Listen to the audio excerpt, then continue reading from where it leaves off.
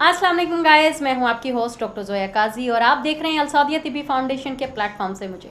जी हाँ, अलसौदिया तिब्बी फाउंडेशन हमेशा आपकी खिदमत में पेश रहा है और आपकी बीमारियों के हल लेकर आया है। जैसा कि आज हम जो इस डिज़ीज़ के बारे में आपसे डिस्कस करने वाले हैं वो है नामर्दी का इलाज।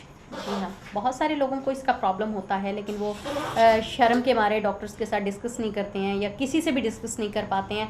लेकिन उसका नतीजा ये निकलता है कि वो अपनी मिसेस के साथ ताल्लुकात अच्छे से कायम ना करने की वजह से चिड़चिड़ेपन का शिकार हो जाते हैं और उनकी मिसेस का और उनके रिलेशन में काफ़ी हद तक प्रॉब्लम्स आ जाती हैं। ठीक इसी तरह मतलब बीवी को भी कंप्लेंट्स होती हैं, चिड़चिड़ापन आ जाता है और बात बात पर छोटी छोटी बात पर लड़ाइयाँ शुरू हो जाती हैं। तो इसका हम आपको इलाज बताएंगे।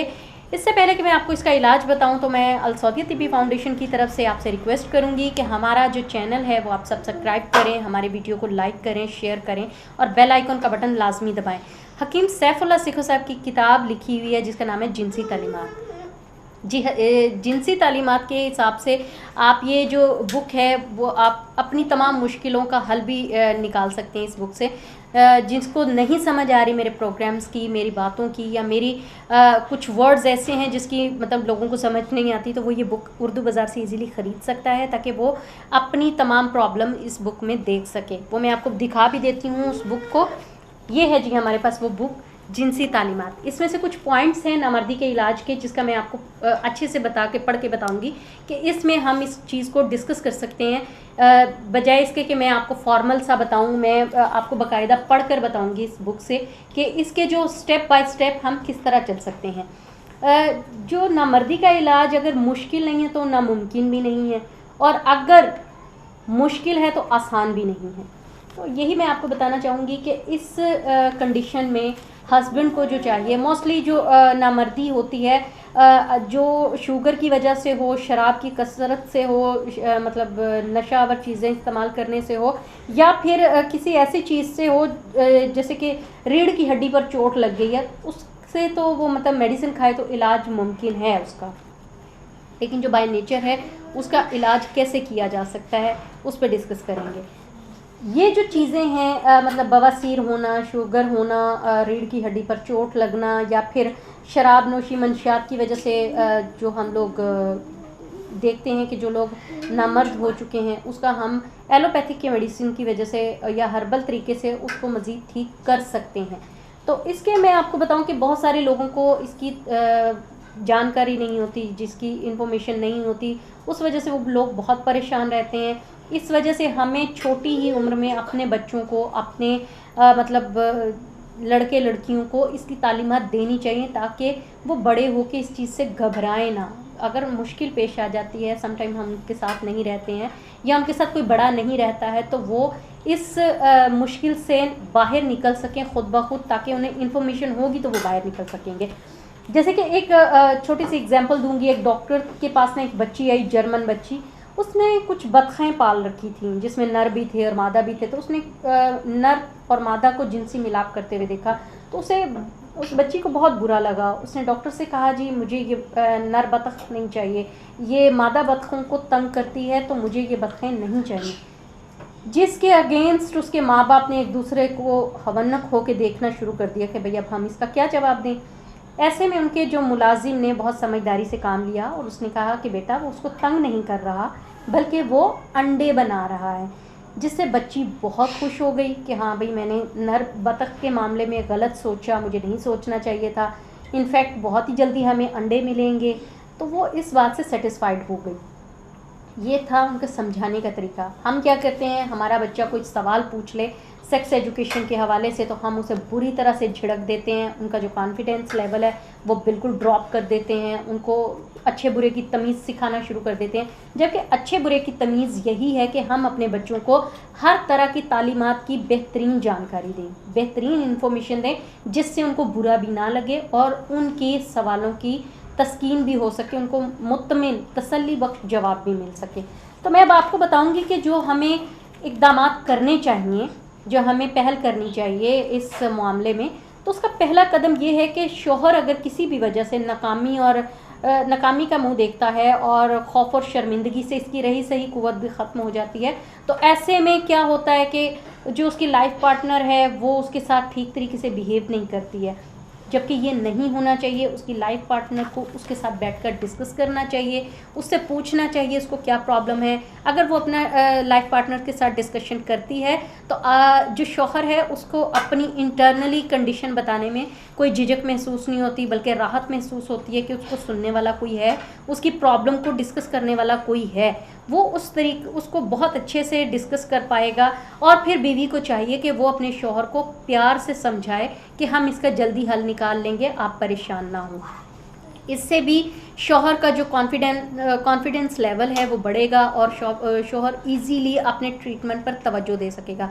अगर उसकी बीवी उसको अच्छे तरीके से ट्रीट नहीं करती है, चिड़चिड़ापन करती है, झगड़ा करती है, तो उससे शौहर का जो कॉन्फिडेंस लेवल है वो पहले से भी गिर जाएगा, वो अपने इलाज पर तवज्जो नहीं देगा, वो मज़ीद इस खौफ में मुब्तला हो जाएगा कि अब वो कभी ठीक नहीं होगा।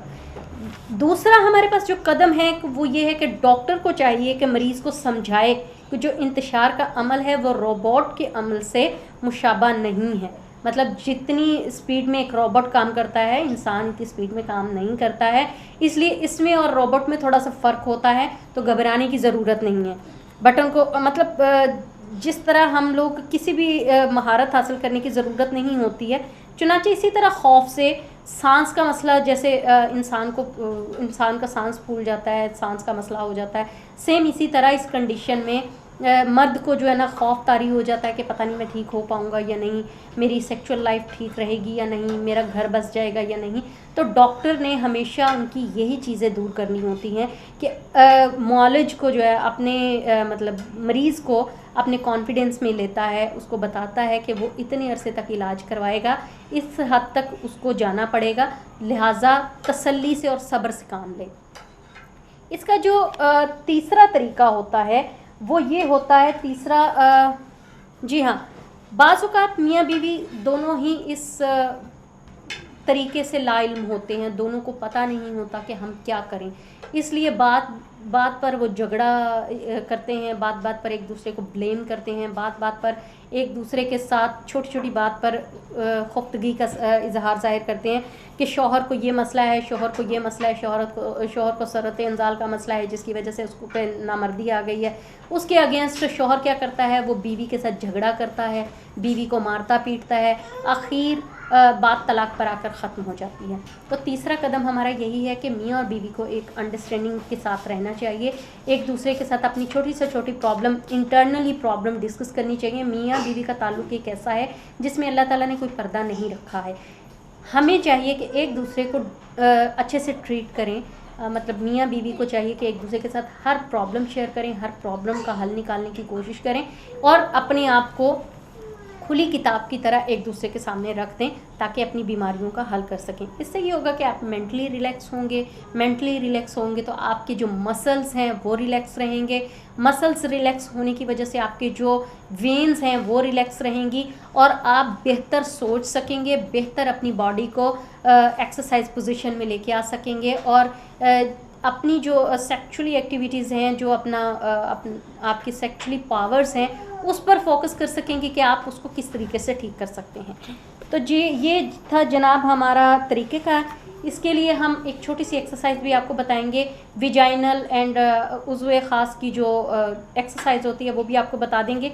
वो बहुत कम लोगों को पता होता है, उससे आपकी इंटरनली प्रॉब्लम जैसे कि नामर्दी हो गई, सर्द मोहरी हो गई, ये ख़त्म हो जाती हैं। उज़्वे तनासल की जो एक्सरसाइज होती है, जब आप वॉशरूम करने जाते हैं तो यूरिन करते हुए उसे, जो जेंट्स को चाहिए कि यूरिन करते वक्त उसकी स्पीड बहुत तेज़ रखें, उसकी मतलब ये देखें कि वो कितना फ़ासला यूरिन तय करता है और रोज़ बरोज़ उस फासले को थोड़ा बढ़ाने की कोशिश करें, क्योंकि जब फासला बढ़ाएंगे उससे ये आपकी पट्ठों को एक फोर्स मिलती है, एक खिंचाव मिलता है, एक तनाव मिलता है, जिससे आपके जो मसल्स हैं वो खुल जाते हैं। दूसरी एक्सरसाइज ये है कि जब आप यूरिन करते हैं उसमें आपको चाहिए कि यूरिन करते हुए उसमें थोड़ा थोड़ा वक्फा दें, 2-3 सेकंड्स का, थोड़ा सा यूरिन करें, फिर 2 सेकंड रोक लें, फिर यूरिन करें, फिर 2-3 सेकंड रोक लें। इस तरह 3 से 4 पार्ट्स में इसको आप कर सकते हैं। इसकी जो दूसरी एक्सरसाइज है वो ये है कि जब आप स्टूल पास करते हैं, मतलब खाना करते हैं, तब तक यूरिन नहीं कर सकते। आप यूरिन को रोक लें। इस तरह से ये होगा कि आपको जब आप स्टूल पास कर लेंगे उसके बाद आप यूरिन करेंगे तो उसमें आपको बेहतर तरीके से आपके जो उज़्वे तनासुल की एक्सरसाइज है वो मज़बूत हो जाए, उससे आपके मसल्स, आपकी वेन्स मज़बूत हो जाएंगी और काफ़ी ज़्यादा आपको आराम भी फील होगा। जो तीसरी इसकी एक्सरसाइज है वो रीढ़ की हड्डी से ऊपर वाला हिस्सा और नीचे वाला हिस्से के जो पट्टे हो मतलब पट्टे जिसको हम मसल्स कहते हैं, उन पट्टों का जो खिंचाव और तनाव हम बार बार करते हैं, उससे भी आपको एक्सरसाइज करने से भी आपको काफ़ी मदद मिलेगी। वो कैसे कर सकते हैं? हम अपने पेट को ऊपर की तरफ खींच के सांस रोक सकते हैं, फिर उसका सांस छोड़ते हैं। इस तरीके से आपकी एक्सरसाइज जो होती है वो बेहतर तरीके से हो सकती है।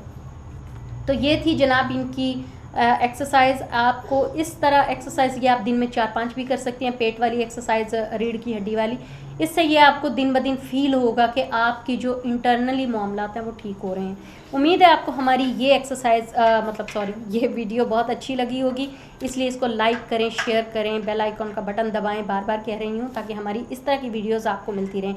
और एक बात और कि अगर किसी को कोई प्रॉब्लम है तो वो ये बुक ख़रीद सकता है उर्दू बाज़ार से ईजीली। इस बुक से आपको आपके तमाम सवालों के जवाब भी मिल जाएंगे। इसके साथ ही मुझे इजाज़त दीजिए। अल्लाह हाफिज़।